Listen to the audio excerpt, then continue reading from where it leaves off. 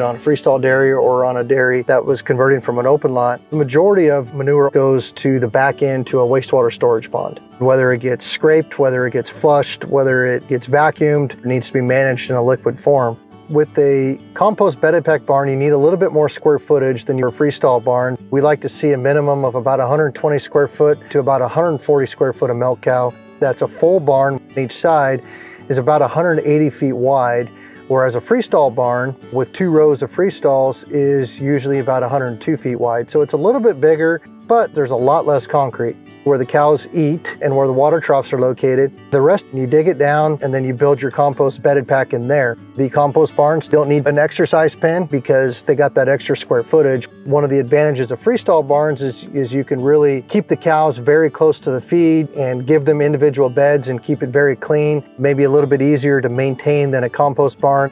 You do an exercise pen, you have extra room for the freestall barns, but with the compost barn, you really don't need to do that extra square footage. Generally, they're using the same square footage on an overall dairy facility, but the difference between a compost and a freestall is a compost is gonna produce a lot less manure that needs to be managed in a flushed lane.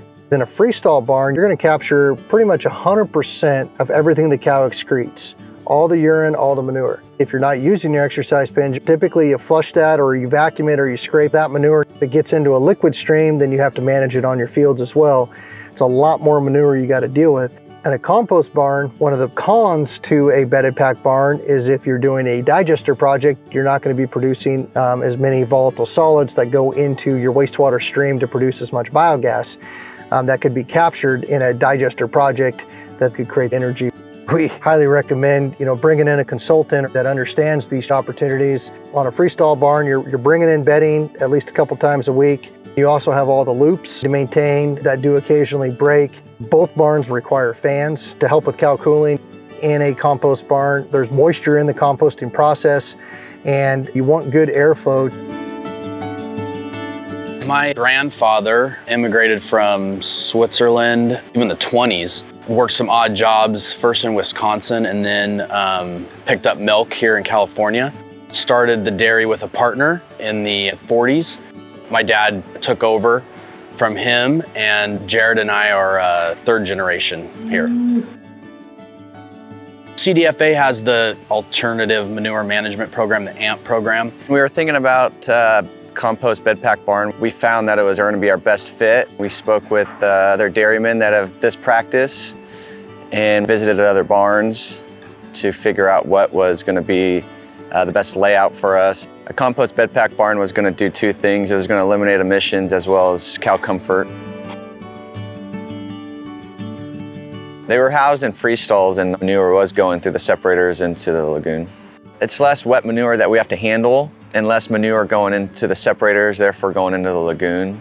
We put enough cows to give each cow 140 to 150 square feet of bedded space. We started this barn in mid-March. We started off with rice hulls and a little bit of composted manure.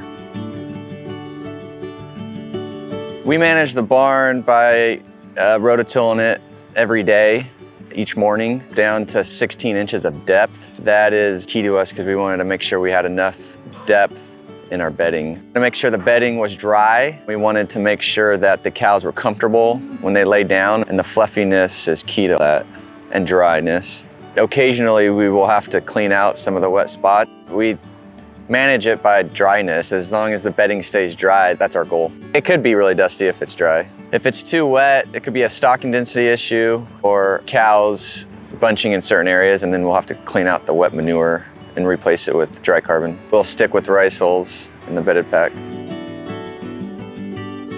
You have to do day-to-day rototilling. You really need to clean and rototill, really maintaining your tractor and your rototiller.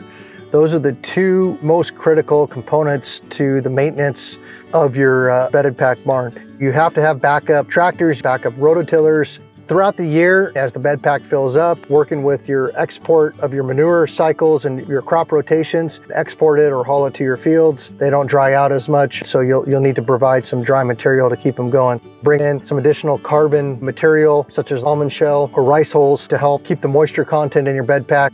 Compost barn, you're basically doing the drying and composting all where the cows lay, all in one spot. You don't have to haul manure in and out all the time. Make sure you design your water trough locations, all the different components to it, and the depth of your bed pack correctly. You have to maintain it rigorously, consistently, just like anything else you would do on the dairy. And if you fall behind, the benefits of the compost barn are greatly diminished very quickly. Greenhouse gas, it's improved by less wet manure through the separator into the lagoons.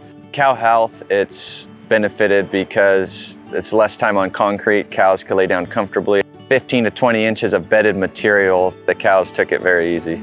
It's going to be fairly dry, so we could go further down the road, ground that doesn't get manure or water. It's obviously somewhat composted, and we're looking forward to maybe take it straight to almond orchards. In the compost barn, you're basically giving your cows a very comfortable bedding, and by doing that, you're composting and adding value to the manure and reducing a substantial amount of the manure that goes in liquid form. It is a higher value manure leaving the dairy facility than just the dry manure. The difference between a compost and a freestall is a compost is going to produce a lot less manure that needs to be managed in a flushed lane, because most of the manure stays in dry form. There's a lot less manure because all of the manure that gets excreted in the bed pack portion gets rototilled and gets composted and stays in a solid dry form, so you can more easily export it. There's value in that extra compost that you can export if you don't need it on your own field.